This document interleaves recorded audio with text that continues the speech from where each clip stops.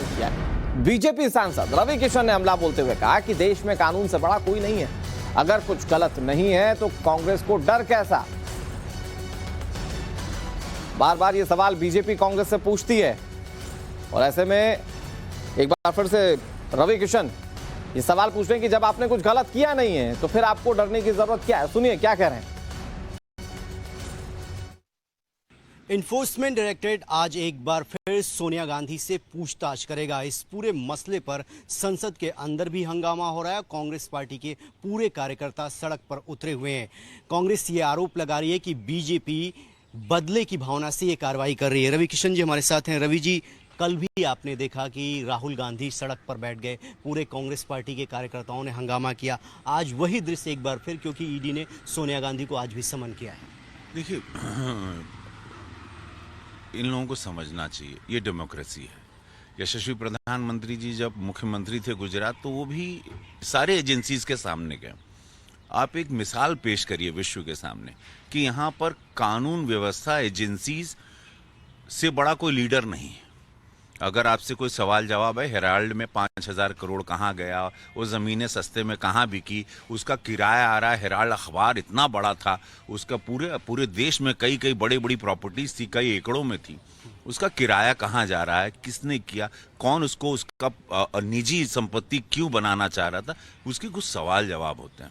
उससे सबको गुजरना पड़ता है। उसी को डेमोक्रेसी कहते हैं। आज़ाद भारत आज़ाद है ना भाई, ये हिंदुस्तान डेमोक्रेसी वाला है। 2014 के पहले क्या होता रहा वो कोई नहीं जानना चाहता। 2014 के बाद यशस्वी प्रधानमंत्री जी ने एक सिंडिकेट तरीके से ऑर्गेनाइज भारत बनाया, एक नया भारत, जिसके सब लोग उस धारा में भारत बोले सर्वोपरि, राष्ट्र सर्वोपरि, लीडर नेता सारे लोग उसमें बहुत छोटे हो जाते हैं। इसमें कांग्रेस पार्टी को मैं बहुत अदना सा, देखिए उनकी पार्टी की विचारधारा जो है हम नहीं जानते, लेकिन मुझे ऐसा लगता है कि विश्व को अच्छा संदेशा देना चाहिए।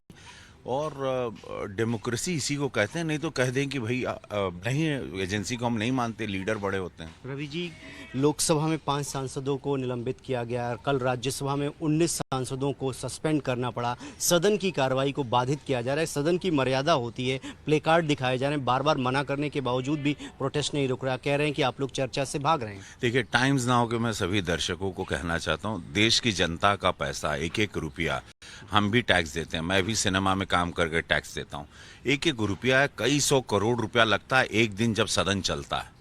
कई एमपीज आते हैं, हवाई जहाज, गाड़ी घोड़ा, रहना, होटल, पानी, खाना, ये तनख्वाह, सचिवालय के अंदर, सदन के अंदर इतने सारे कर्मचारी, इतने लोगों की तनख्वाह, इतना स्टाफ, इतनी गाड़ियां घूम रही है, पेट्रोल डीजल, करोड़ों रुपए की लागत। तो अब पेपर जो बनते हैं आप सोच नहीं सकते। अब उसमें सदन की कार्रवाई ना हो, कोई बिल पास ना हो, देश के लिए, देश के हित में कोई काम ना हो, मॉनसून सत्र ऐसे ही बीत गया तो दुखद होगा। अब तख्ता लेके बात करिए, चर्चा करिए, तख्ता लेके खड़े हो जाना मुंह पर। आपको चाहते हो कि आप खाली सदन, सुबह से आपका प्लान होता है, जैसे ही अड़जन होता है हंसते हुए सब चले जाते हैं। जैसे अड़जन होता है हाउस, यहाँ चिल्लाएंगे, पूरी एक्टिंग करेंगे। सिनेमा में कोई क्या एक्टिंग करेगा, वैसा मार पूरा नस वस फुला लेते हैं। और जैसे ही हाउस एडजन हुआ, वही चेहरे हम देखते हैं हंसते हुए वापस जाते हैं, सेंट्रल हॉल में बैठ के कॉफी पी रहे हैं। तो ये बड़ा दुखद है। इस बीच मल्लिकार्जुन खड़गे ने एक बार फिर से केंद्र सरकार पर ईडी के जरिए कांग्रेस को डराने का आरोप लगाया। उन्होंने क्या कुछ कहा, आपको सुनाते हैं। ईडी तो बार बार धमकी दे रहे, कांग्रेस को बदनाम करने की कोशिश कर रहे, हराज करने की कोशिश कर रहे। हमारे कांग्रेस प्रेसिडेंट की तबीयत ठीक नहीं है, फिर भी उनको बार बार बुलाया जा रहा है। ये जो तरीके वो लोगों ने अपना रहे हैं कि हमारे कार्यकर्ताओं को डिमोरलाइज करने के लिए कर रहे हैं।